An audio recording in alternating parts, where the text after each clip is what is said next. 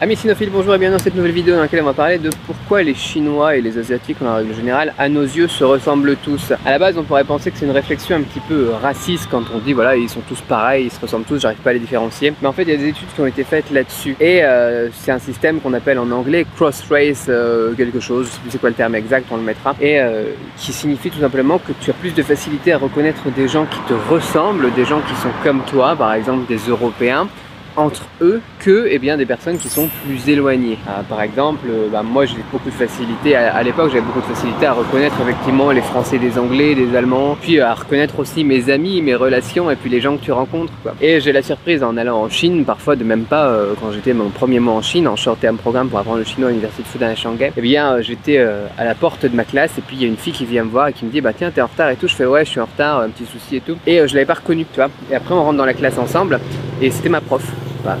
Et donc c'est un problème qu'on a en fait, et selon l'étude que les scientifiques ont fait depuis, on reconnaît plus facilement, voilà, on reconnaît 60 à 70% des gens qui sont d'un physique proche d'une autre, par exemple européen pour les Européens, américain pour les Américains, et pour les personnes qui ont un physique qui est éloigné d'une autre, on est plus dans les 30-40%, c'est-à-dire que voilà, deux fois sur trois, on reconnaît pas, on n'arrive pas à différencier les personnes. Mais c'est pas juste ça en plus, ça va beaucoup plus loin, c'est pour ça que c'est intéressant d'évoquer ça dans une vidéo, c'est que même les micro-expressions, les expressions, les sentiments qu'on fait transmettre sur notre face justement, ne sont pas les mêmes au niveau par exemple asiatique, ou bien alors américain, africain, européen, et du coup ça crée aussi beaucoup de problèmes, tu vois. Par exemple, tu vois un entrepreneur, un importateur qui va rigoler et qui dit ouais les Chinois c'est tous les mêmes, etc.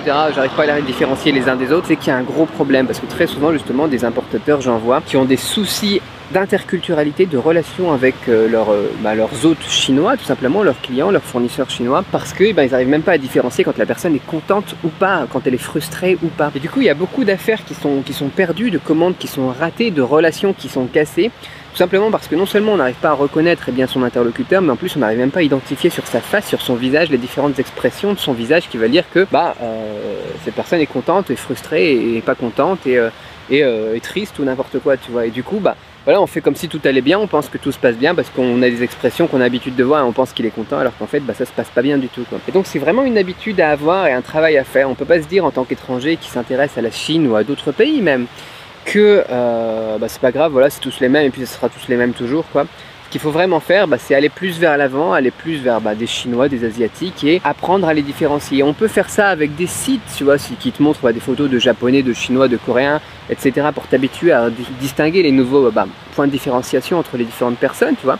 Ici, je te mettrai un lien dans la description. Ou bien alors, tout simplement, s'entourer de plus d'amis chinois, d'aller voir plus souvent les fournisseurs chinois, de voyager plus souvent en Chine, d'aller plus souvent dans les quartiers chinois en France, d'aller plus souvent au restaurant chinois, etc. pour habituer notre cerveau à différencier les différentes personnes. C'est la même chose pour les animaux, c'est la même chose pour tout le monde, tous les humains de la planète, en sachant que pour les Chinois aussi, on se ressemble tous, tu vois. Bien sûr, parfois on peut confondre, comme moi, parfois les Thaïs confondent ma femme, ils pensent qu'elle est Thaï, parfois les Russes pensent que je suis russe, d'accord, parce qu'on a des traits de visage qui sont similaires. Mais ce qu'il faut, c'est essayer d'arriver à au moins un taux de 70%, un petit peu comme on aurait chez soi, tout simplement. Et après, voilà, faut se dire que quand on est d'une minorité, généralement, on a plus l'habitude d'avoir les points de différenciation. Si par exemple vous êtes d'une minorité en France, vous aurez plus de facilité, vous, à différencier des Chinois entre eux, parce que vous aurez déjà plus cette habitude-là, que vous êtes quelqu'un de différent à la base. Mais si vous êtes quelqu'un, voilà, comme moi, tu vois, dans le nord de la France, blond aux yeux bleus, et qui est resté toujours dans le nord de la France, ça va être très très compliqué. Donc il faut sortir un petit peu de son cocon, de sa zone de confort, et aller découvrir d'autres visages. Donc encore une fois, quelque chose qu'on peut faire, comme avec le lien qu'on a dans la description de cette vidéo, différencier ne serait-ce que les nationalités. Quand un Chinois, ça ressemble pas du tout à un Japonais quand on connaît, quand on a l'habitude, et ensuite reconnaître les personnes entre elles. Voilà, donc c'est quelque chose de normal, c'est pas du racisme, c'est tout à fait normal, mais c'est quelque chose que si vous voulez vraiment avoir une bonne relation avec les Chinois, que ce soit pour la famille ou le business, c'est quelque chose sur lequel il faut travailler tout simplement. Voilà pour réponse à cette question qui est un petit peu plus poussée que juste se dire non en fait ils sont tous différents, et